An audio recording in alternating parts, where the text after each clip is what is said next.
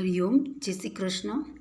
સાર્થક વિદ્યા મંદિર ઓનલાઈન એજ્યુકેશનમાં વિદ્યાર્થી મિત્રોનું સ્વાગત છે. હું મધુ દીદી. આજે આપણે ધોરણ 11માં પાઠ 10 જીભ વિશેની માહિતી મેળવીશું. પાઠ 10 જીભ. સાહિત્ય પ્રકાર છે જીભ, એમાં હાસ્ય નિબંધ. કવિ જ્યોતિન્દ્ર દવે. જીભ પાઠ છે એમાં જ્યોતિન્દ્ર દવેએ હાસ્ય નિબંધ જ્યોતિન્દ્ર દવેએ આપણને જીભ વિશેની વાતો, એટલે કે આપણી જે જીભ છે એની મહત્તા સમજાવી છે. એ પહેલાં આપણે જોઈએ તો જ્યોતિન્દ્ર દવેનો જન્મ 21/10/1901, અવસાન 11/9/1980. હાસ્ય લેખક જ્યોતિન્દ્ર હરિશંકર દવેનો જન્મ સુરતમાં થયેલો.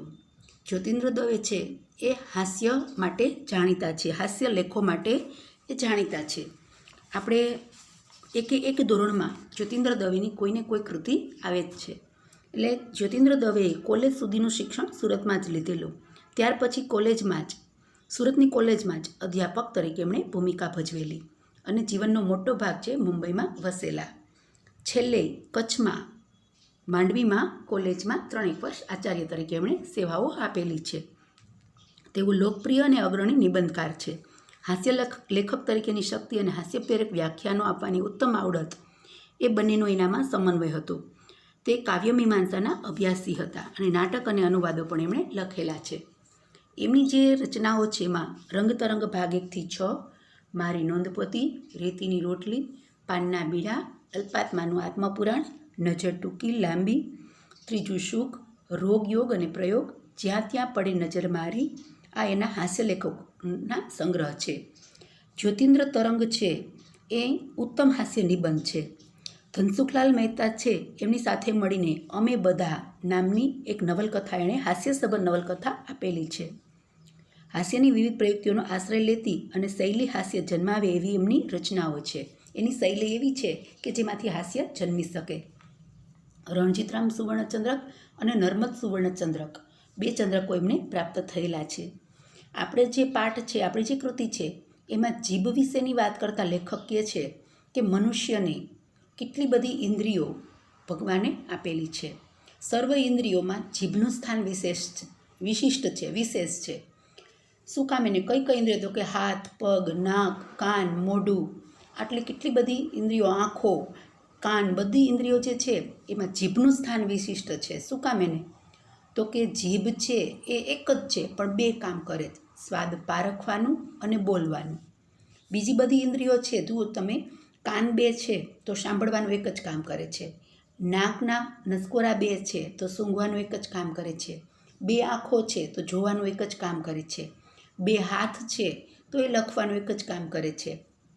2 પગ છે તો ચાલવાનું એક જ કામ કરે છે. પણ જીભ છે એ એક જ છે છતાં એ 2 કામ કરે છે, સ્વાદ પારખવાનું અને બોલવાનું. આપણે જે 2 પ્રશ્ન બને છે એમાં 2 માર્કનો અને 1 માર્કનો, કે એમાં જેમ જીભ કયા 2 મુખ્ય કાર્ય કરે છે, અથવા લેખકે સર્વ ઇન્દ્રિયોમાં જીભનું સ્થાન વિશિષ્ટ સાથે ગણાવ્યું છે. તો એમાં તમને મેં કીધું એમ કે બધા અંગો વિશેની વાત કરવાની, કાન 2, આંખ 2, નાક 2, એમની જે ક્રિયા છે એ બધું લખી અને અંતે લખી શકાય કે જીભ એક જ છે પણ 2 કાર્ય કરે છે, સ્વાદ પારખવાનું અને બોલવાનું. એટલે મુખ્ય 2 કાર્યો આ કરે છે. અને 1 માર્કનો પ્રશ્ન છે કે જીભ દ્વારા કયા 2 મોટા કાર્યો થાય છે? તો કે જીભ દ્વારા બોલવાનું અને સ્વાદ પારખવાનું, આ 2 કાર્યો થાય છે. એટલે આવી રીતે સર્વ ઇન્દ્રિયોમાં જીભનું સ્થાન વિશિષ્ટ કીધું છે. જન્મથી મરણ અને મરણ પછી વાણી રૂપે અમર થઈ જાય છે. જીભ છે, જન્મતાની સાથે જ આપણે સૌ કોઈના મોઢામાં જીભ હોય છે. જીભ કદાચ ન હોય તો માણસ બોલી શકે નહીં. જીભના કારણે જ માણસ બોલી શકે છે. અને જન્મથી લઈને મૃત્યુ સુધી વાણી રૂપે અમર રહે છે. મર્યા પછી પણ અમર રહે છે. કેવી રીતે?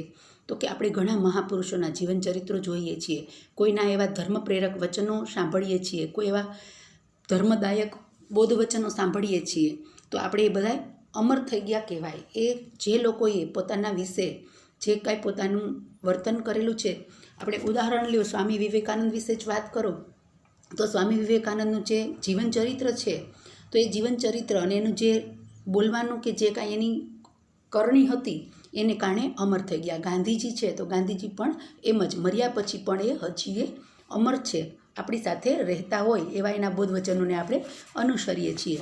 એટલે કે માણસ છે તો ઘણા માણસો પણ આવી રીતે મર્યા પછી પણ જીભને કારણે અમર થઈ જાય છે. હવે રસાસ્વાદ છે જીભને જ મળ્યો છે. રસનો સ્વાદ ચાખવો એનો હક જીભને એકને જ મળેલો છે. જ્ઞાન અને કર્મનો સુંદર સમન્વય તે સાધી શકે છે. જ્ઞાન અને કર્મ, જ્ઞાન એટલે જીભ દ્વારા આપણે કોઈ પણ જ્ઞાન મેળવી શકીએ. એટલે કે કોઈ પણ પ્રશ્નો છે કે કોઈ પણ આપણા જ્ઞાનવર્ધક વાક્યો છે એ આપણે જીભ દ્વારા બોલી શકીએ છીએ. અને આપણા કર્મો દ્વારા, કર્મ એટલે કે બોલવાનું જે કર્મ કરીએ છીએ એ પણ આપણે જીભ દ્વારા જ કરીએ છીએ. એટલે જીભ છે એ જ્ઞાન અને કર્મ બંને કરે છે. શરીરની વ્યાધિઓનો પરિચય પણ જીભથી થાય છે. શરીરની વ્યાધિ એટલે રોગ.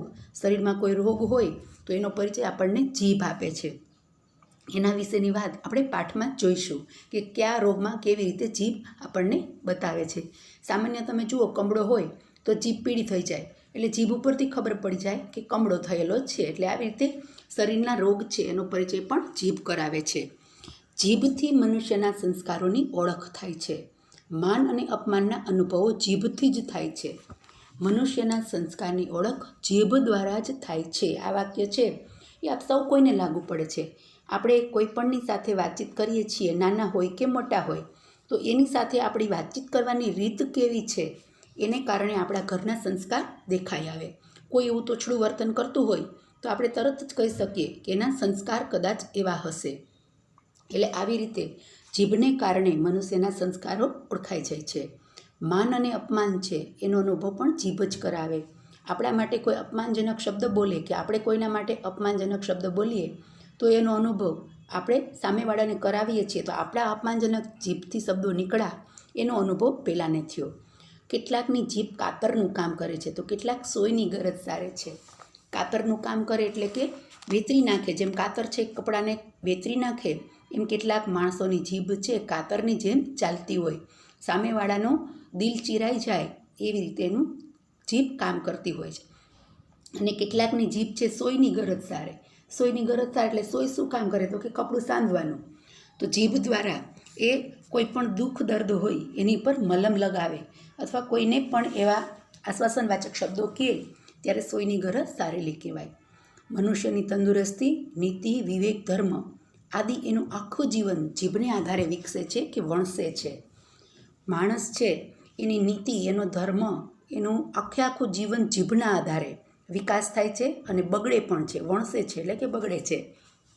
આપણી જીભને કારણે ઘણીવાર આપણે કોઈક એવા કાર્યોમાં ફસાઈ ગયા હોઈએ જે આપણા માટે દુઃખદાયક હોય, એટલે આપણું એ કાર્ય બગડી ગયું છે ને વણસેલું કહેવાય.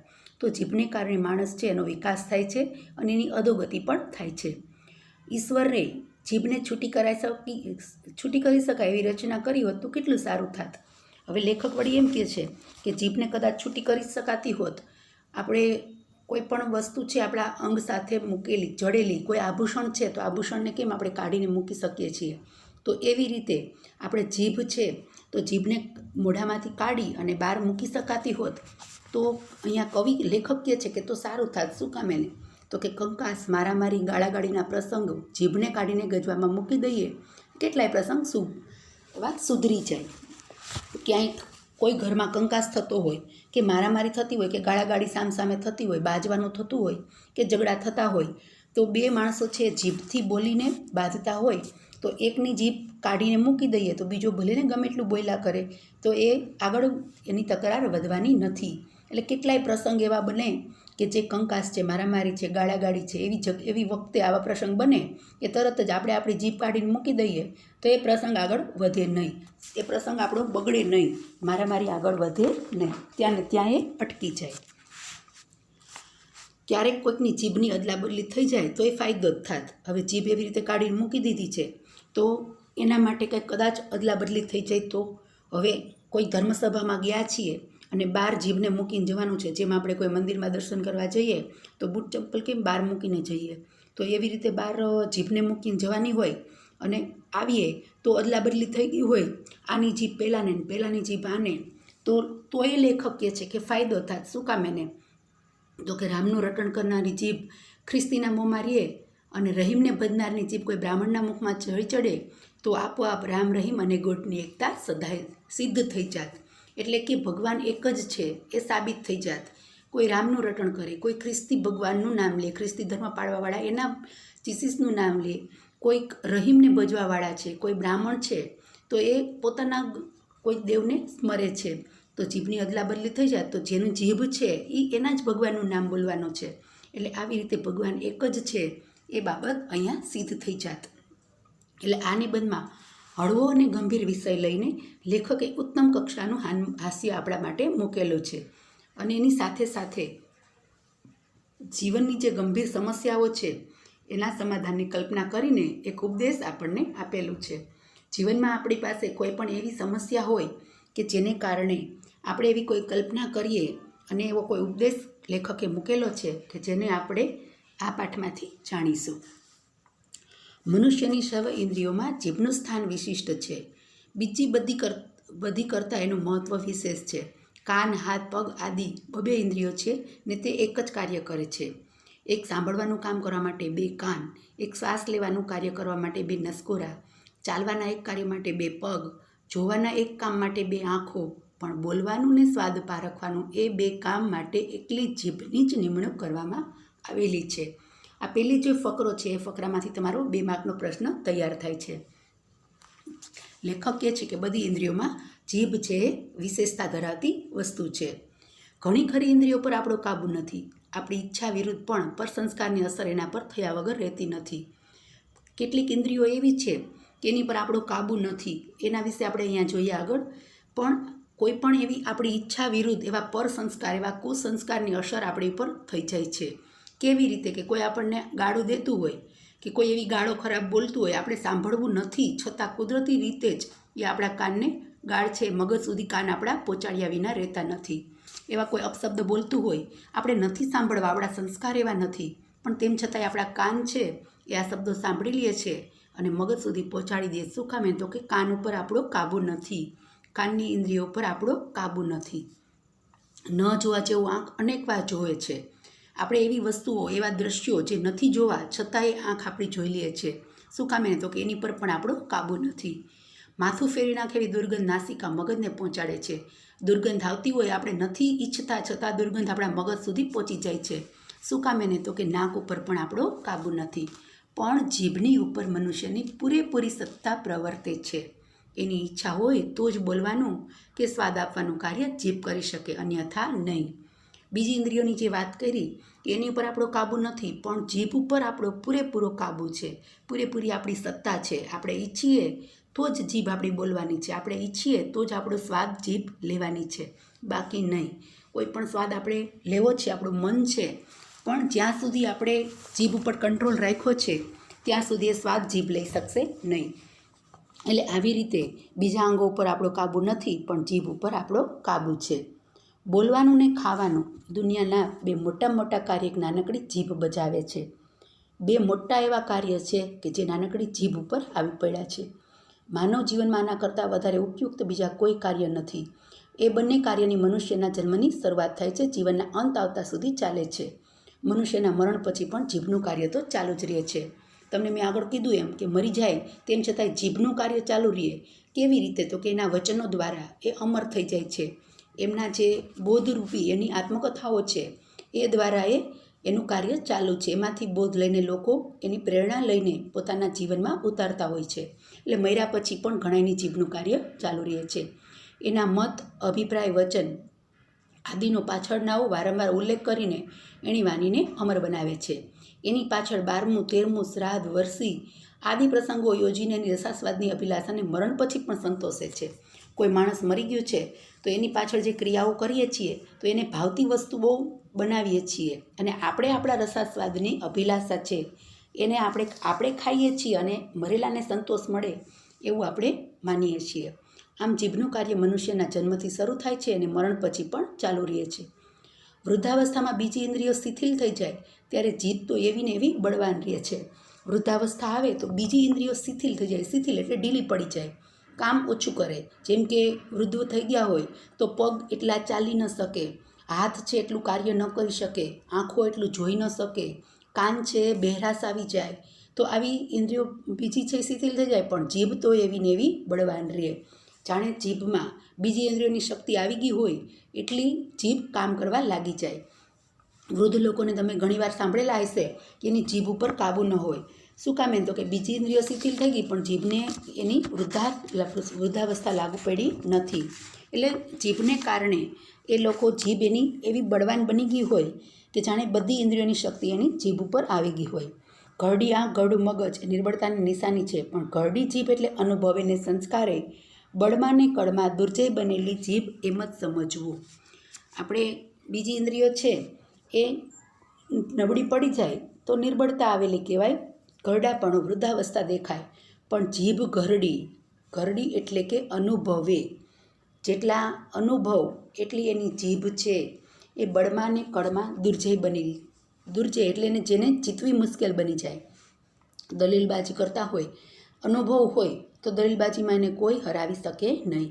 અને કોઈક બુદ્ધિ ચાતુર્યથી કામ કરવાનું છે, એવા શબ્દો બોલીને કામ કરાવવાનું છે, કળ એટલે એવા કૌશલ્યથી કાર્ય કરાવવાનું છે જેમાં જીભથી જ કામ કરવાનું છે. એટલે જેનો અનુભવ વધારે એટલે એની જીભ એટલી ઘરડી કહેવાય. એટલે અનુભવથી જે જીભથી અનુભવ મેળવે છે એને ક્યારેય કોઈ હરાવી શકતું નથી. બળ અને કળ બંને એની પાસે હોય છે, એટલે બળ અને કળથી એ કોઈનાથી જીતી શકાતા નથી. રસાસ્વાદનો અધિકાર જીભને જ મળ્યો છે.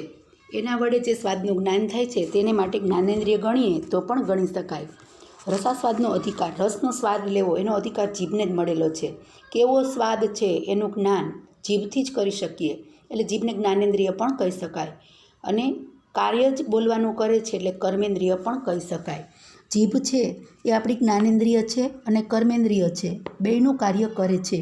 એટલે જ્ઞાનેન્દ્રિય કહી શકાય અને કર્મેન્દ્રિય પણ કહી શકાય. શ્રીમદ ભગવદ્ ગીતાની પેઠે જ્ઞાન અને કર્મનો એ સુંદર સમન્વય સાધી બતાવે છે. ભગવદ્ ગીતામાં જેમ જ્ઞાન અને કર્મની વાતો છે એમ જીભમાં પણ બેનો સમન્વય થયેલો છે. મન અને હૃદયની વચ્ચેનું સ્થાન છે. મન એટલે આપણા મગજ અને હૃદય એટલે આપણે છાતીનો ભાગ, બેની વચ્ચે એટલે મોઢું આવેલું છે બેની વચ્ચે, એટલે બેની વચ્ચે રહે છે. જે સારું છે કે બંનેને એના વિના ચાલતું નથી. બેના પ્રતિનિધિત્વની ગરજ એ સારે છે. શું કામ? તો કે મગજમાં વિચારો જે કાંઈ ઉદ્ભવે છે એ જીભ દ્વારા આપણે વ્યક્ત કરીએ છીએ. હૃદયમાં કોઈ લાગણીઓ ઉર્મિઓ કોઈ લાગણીઓ ઉદ્ભવે છે તો એને આપણે જીભ દ્વારા આપણે બહાર કાઢીએ છીએ. એટલે બેયનું પ્રતિનિધિત્વ જીભ કરતી હોય એવું લાગે છે. કોઈ વિદ્યાર્થી હોય તો એ ગણિતના મુશ્કેલ કોયડાઓ જીભ દ્વારા જ સમજાવી શકે. અને કોઈ પ્રિયતમ છે તો પ્રિયતમા પાસે સાનિધ્યના જે પ્રણય વચનો ઉચ્ચારે છે તો એ દિલથી, ઉર્મિથી, લાગણીથી બોલે છે. એટલે બેયનું કાર્ય જીભ કરે છે. કેટલીક કુળવધૂની આખા ગૃહનો ભાર ચલાવે એમ ગૃહ બહાર દર્શન ન થાય એમ જીભના બે મુખ્ય કાર્ય છે અને ઘણું ખરું અદૃશ્ય રહે છે. કેટલાક ઘરમાં વહુઓને બહાર નીકળવાનું ન હોય, કામ પૂરતું જ બહાર નીકળતી હોય, તો એવી રીતે જીભ છે એ આ કુલવધુ જેવી છે. કાર્ય કરવીને જીભ ઘર મોઢામાં જ રહે છે. જીભ ક્યારેય આપણે બહાર જોઈ શકતા નથી. બોલીએ એટલી જ વાર આપણે જીભના દર્શન કરી શકીએ, બાકી અદૃશ્ય જ રહે છે. સ્નિગ્ધ, સુકોમળ, નાની, નાજુક ને નમણી એવી જીભ અનેક રીતે સ્ત્રીના સરખી છે. જીભને સ્ત્રીની સાથે સરખાવેલી છે. આપણે એની પાસેથી વધારે કામ લઈએ પણ બને ત્યાં સુધી ઓझલમાં, પડદામાં રાખીએ. રસોઈ બનાવી સ્ત્રી આપણીની સ્વાદવૃત્તિને પોષે છે. સુંદર ઘરેણાં લુગડા પહેરે અભિમાન વૃત્તિને પોષે છે. જીભ આપણી સ્વાદવૃત્તિને સંતોષે છે અને સરસ શબ્દો દ્વારા વખાણ કરીને અભિમાન વૃત્તિને પણ ઉત્તેજે છે. સ્ત્રીઓ છે તો સ્ત્રીઓને સાથે જીભની સરખામણી કરી. શું કામ? એને તો કે સ્ત્રીઓ રસોઈ બનાવે તો સ્વાદવૃત્તિ આપણી પોસાય છે. સરસ મજાનું સ્વાદિષ્ટ ભોજન હોય તો એ આપણે ધરાઈને ખાઈ શકીએ છીએ. અને સુંદર મજાની તૈયાર થયેલી હોય સ્ત્રી તો આપણું અભિમાન એની ઉપર છલકે કે મારી પત્ની છે, આવું અભિમાન આપણને જાગે છે. તો એવી રીતે જીભ છે એ આપણે સ્વાદ લે છે અને વખાણ કરીને આપણા અભિમાનને પણ એ પ્રોત્સાહન આપે છે. સ્ત્રીની પેઠે જીભ ઘાયલ કરે છે અને ઘા રૂજાવે છે. એટલે કે સ્ત્રીની પેઠે જીભ, સ્ત્રી જેમ આકરા વચનો બોલે અને કોઈકને ઘાયલ કરી નાખે કે એવા પ્રેમ ભરેલા વચનો બોલીને ઘાયલ કરી નાખે, એમ જીભ છે એ પણ ઘાયલય કરી શકે છે અને ઘા પડ્યા હોય તો રૂઝાવી પણ શકે છે. તુમ્હીને દર્દ દિયા હે તુમ્ही દવાઈ દેના, એમ માસુક કહે એમ જીભને પણ કહી શકાય કે જીભ છે એ દવાનું કામ પણ કરે છે અને ઘા પાડવાનું પણ કામ કરે છે. કોઈનું અપમાન કરીને તેને ઘાયલ કરનારની જીભ પાછળથી જરૂર પડી એના વખાણ કરે અને પડેલા ઘાને રૂઝાવી શકે છે. પુરુષોના પાપોનું પ્રાયશ્ચિત કેટલીક વાર સ્ત્રીને કરવું પડે છે, તેમ પેટ આદિના રોગોનો ભોગ જીભને બનવું પડે છે. ઘણીવાર કોઈ એવા પુરુષો હોય એના પાપ કરોનું ફળ સ્ત્રીઓને ભોગવવું પડતું હોય. સામાન્ય ઉદાહરણ લ્યો તમે, કોઈ દારૂડિયો પતિ હોય તો એની સ્ત્રીને ભોગવવું પડે છે. એની દારૂની લતને કારણે જે મુશ્કેલીઓ પડે છે એની પત્નીને ભોગવવાનું આવે છે. તો એવી રીતે પેટના જે રોગ છે એ રોગનો ભોગ જીભને બનવું પડે છે. શું કામ એને? તો કે પેટમાં અપચો હોય, કબજિયાત હોય તો જીભ ઉપર ચાંદી પડી જાય. એટલે જીભ ઉપર ચાંદીઓ પડી છે એટલે તરત જ ખબર પડી જાય કે એના પેટમાં કંઈ ગડબડ છે. એટલે આવી રીતે અબળા વર્ગ તરફથી ઘણીવાર ગૃહના છિદ્ર બહારને જાણવા મળે એ પ્રમાણે રોગના નિદાન માટે તજજ્ઞો જીભ ઉપર આધાર રાખે છે.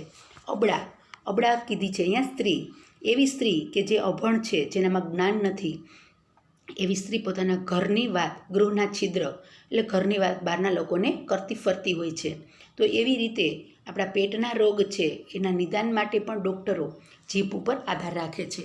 આપણે દવાખાને જઈએ છીએ ત્યારે ડૉક્ટર એમ કહે છે કે જીભ બતાવો. શું કામ એને? તો કે જીભ જોઈને એ આપણને દવા આપે. જીભ ઉપરથી એને ખબર પડી જાય કે આપણને શું તકલીફ છે. એટલે આવી રીતે તજજ્ઞો છે એ પણ જીભ ઉપર આધાર રાખે છે. ફીકી, સફેદ, નરમ, પહોળી ને અસ્થિર જીભ પાંડુ રોગની સૂચક છે. પાંડુ એટલે કમળો, મેં તમને કીધું એમ કે જે કમળો થયો હોય તો જીભના આ રીતના એના લક્ષણો દેખાઈ આવે. ભૂરાશ પડતી જીભ છાતીના દર્દોનો સંભવ દર્શાવે છે. ભૂરાશ પડતી જીભ બની જાય તો હૃદય રોગનો હુમલો કહી શકાય. વચ્ચે છારીવાળી, સૂને છેડે રતાશવાળી જીભ અપચો અને અન્ય ઉદર રોગોનું સૂચન કરે છે. એટલે કે જીભ લાલ થઈ જાય, ચાંદીઓ પડે તો ઉદરમાં રોગ એટલે કે પેટનું કબજિયાત બતાવે છે. મુખ બહાર કાઢતા જેની જીભ સ્થિર ન રહી શકે તેણે નશો કર્યો હશે એવું કહી શકાય. મુખ બહાર કાઢતા એક બાજુથી બીજી બાજુએ જીભને હલાવી ન શકાય તો પક્ષઘાતનો એટેક આવેલો કહી શકાય. આમ જીભ છે દેહના અનેક દર્દોને ખુલ્લા કરે છે. પરંતુ જીભ માત્ર શરીરની વ્યાધિઓને જ નથી જણાવતી, એ મનુષ્યના ગામ, જાતિ આદિની પણ માહિતી વગર પૂછી આપી દે છે. શું કામ એને? તો કે બોલચાલ ઉપરથી આપણે એની જાતિ, એના ગામ, એની કોઈ પણ માહિતી એ બોલે છે એની પરથી આપણને ખબર પડી જાય. તમે સામાન્ય રીતે જુઓ, અમદાવાદ બાજુ જાઓ કે મહેસાણા બાજુ જાઓ તો ત્યાંના લોકોની જે બોલી છે કે સુરતના લોકોની જે બોલી છે એ બોલી ઉપરથી આપણે સમજી શકીએ કે કઈ બાજુના લોકો છે. એટલે આવી રીતે જીભ છે એ મનુષ્યની કોઈ પણ માહિતી જીભ દ્વારા આપણે મેળવી શકીએ છીએ.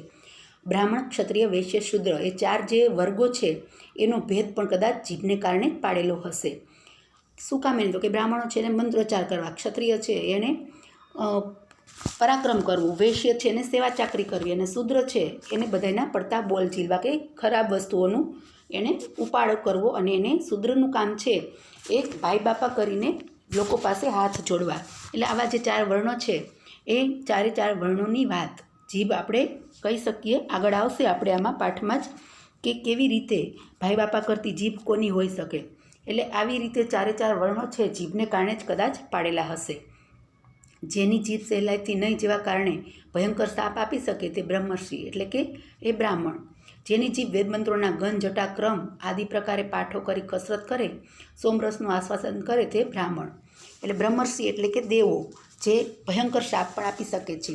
વેદમંત્રોના ઘન એક પ્રકારનો વેદમંત્રો માટેનો એક સૂર છે. જટા છે એ પણ એક વેદમંત્રોનો ઉચ્ચાર છે.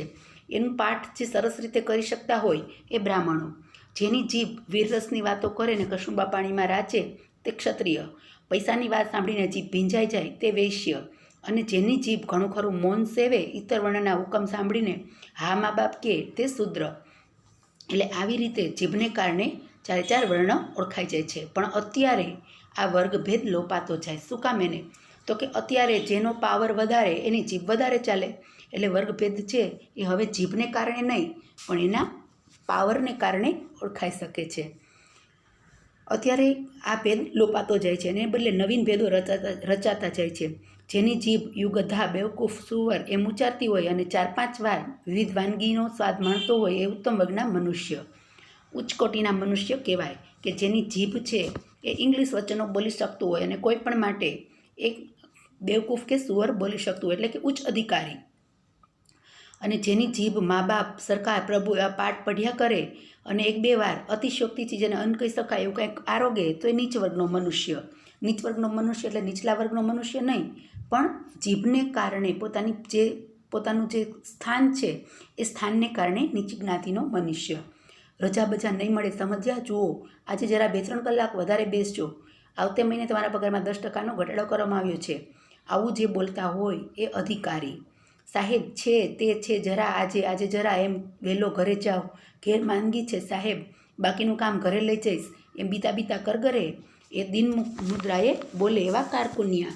એટલે કે જીભથી અત્યારે માણસનું પદ છે એ પદને કારણે એ ઉચ્ચ વર્ણનો કે નીચ વર્ણનો સાબિત થાય છે. ઊંચો અધિકારી કે નીચો અધિકારી એ અત્યારે જીભ દ્વારા બોલે છે, તો બોલવાની એની રીત ઉપરથી એના અધિકારને કારણે એનું સ્થાન નક્કી થાય છે. જેમ આગળના જમાનામાં 4 વર્ણો છે, બ્રાહ્મણ, ક્ષત્રિય, વૈશ્ય, શૂદ્ર, એ જીભને કારણે પ્રકાર પાડવામાં આવ્યા હતા, પણ અત્યારે કોઈ આવા પ્રકાર નથી. અત્યારે બ્રાહ્મણ છે તો એ પણ ઉચ્ચ કોટીના કાર્ય કરતા હોય છે અને એ પણ ઉચ્ચ અધિકારી બનેલા હોય છે. કંઈક વેદ મંત્ર જ બોલવા એવું કોઈ નથી, ભણી ગણીને એ પણ ઉચ્ચ અધિકારી બનતા હોય છે. એટલે આવી રીતે જે કંઈક જ્ઞાતિભેદ છે એ જ્ઞાતિભેદ અત્યારે આ પહેલાંના જે શાસ્ત્રોના ભેદ પ્રમાણે નથી, પણ જેની જીભ વધારે, એટલે કે જે ભણી ગણીને આગળ ઉચ્ચ અધિકારી બન્યા છે તો એ ઉચ્ચ અધિકારી છે તો એ ઉચ્ચ કુળનો માણસ ગણાય. એટલે આવી રીતે જીભને કારણે માણસની અત્યારે ઓળખાણ છે. હવે પછીનો પાઠ આપણે પછીના પીરિયડમાં જોઈશું.